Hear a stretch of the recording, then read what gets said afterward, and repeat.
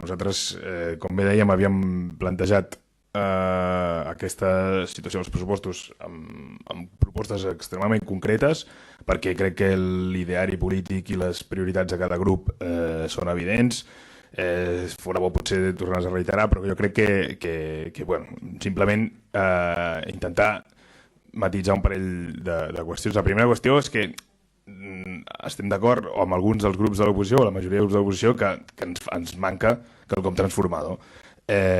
Sabem que,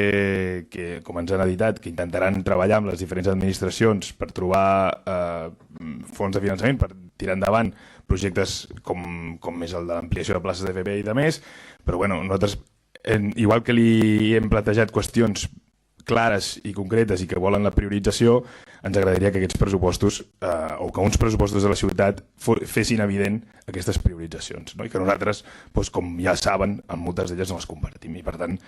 val la pena deixar això clar. No compartim, o no és que no compartim, la regidora ha fet referència a l'habitatge assistit, nosaltres parlem de cohabitatge. Crec que són qüestions que han d'estar sobre la taula, crec que l'envelliment de la població és un element que està al centre de les discussions, perquè al final no només és una qüestió de salut, no és només una qüestió de dignitat humana, sinó que també al final és una qüestió de recursos i hem de poder orientar els recursos cap a on és formació, perquè els nostres joves tinguin oportunitats, i hem de parlar també d'envelliment, perquè la nostra gent gran envelleixi de la manera més digna possible. I també hem de parlar d'habitatge, que molta gent ha fet referència perquè és un tema central. Els ajuntaments tenen les competències que tenen, vostès ho han dit, però també val la pena o tenim dret als grups a plantejar propostes que vagin d'una altra manera, no? Jo crec que la política d'habitatge no només és la de la construcció d'edificis ni de la compra d'edificis. La política d'habitatge és les infraestructures, la política d'habitatge és la mobilitat, la política d'habitatge és esponjar la densitat de població, i aquí hem de poder-ho dir.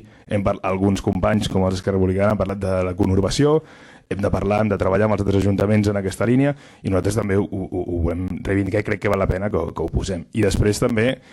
una cosa que nosaltres hem plantejat diverses vegades, una mica el cens de locals buits, a veure si es pot plantejar l'ús d'aquests locals buits, si es poden transformar en habitatges, si es poden convertir en espais que siguin sobretot dignes per poder-hi viure, i crec que això és una cosa que els hem plantejat i que no veiem reflectit, o sí que hi ha una partida de compra local, si no m'equivoco, en les inversions, però no sé si estan orientades en aquesta línia, i bueno, ens agradaria també que això s'hi veiés present, no? Nosaltres hem d'agrair el to, tant de la regidora portaveu com del regidor d'Hisenda en l'escolta de les nostres propostes. Crec que no els hem posat molt difícil perquè, com bé deia, hem sigut bastant concrets, hem anat de cara a la pela i intentar que les coses no se'n vagin de mare, i les inversions que nosaltres proposàvem per aquest any eren molt concretes i molt orientades, com els deia, en el context. Aleshores, nosaltres hem fet una reflexió al voltant de quines són les opcions que se'ns han acceptat, que se'ns han transmès, i des del grup municipal de Granollers Primàries, i en coherència amb el que vam fer a les ordenances fiscals, ens abstindrem en el nostre vot. Moltes gràcies. Granollers Primàries.